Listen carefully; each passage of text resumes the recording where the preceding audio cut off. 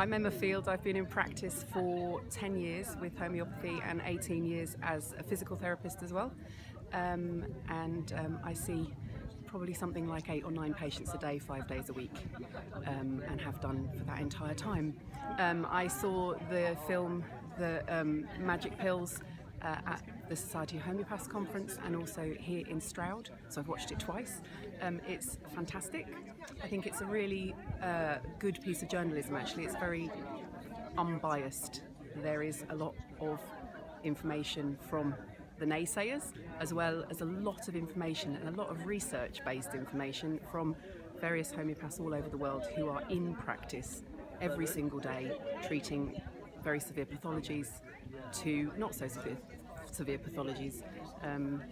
So I think we got a really good view of both sides really, which I think sometimes we don't get the balanced opinions from the naysayers at all. They don't bring in a good positive for us ever very often, and so it was really nice to be able to see that there are nearly 1,200 pieces of information on random placebo-controlled trials that are actually available and accessible. We've got a lot of documentation and a lot of scientific evidence, and this film shows that really, really well, I think. And you were talking to me earlier about the fact you brought a couple of GP friends with you to Yes. see the film the first time. Can you just tell me about their reaction? Yeah, 2 GPs, one of whom I've been treating, and his wife, who was a GP and then sort of came away from being a GP 6 or 7 years ago when she suffered some severe pathology herself and couldn't stick with what allopathic medicine was doing for her because she couldn't tolerate it. So they're very open-minded, but he was very funny because I've done a lot of study with the Banerjees, and I do a lot of work. I've got several patients with brain tumours who are actually doing very, very well with the protocols in place that the Banerjees have been working on.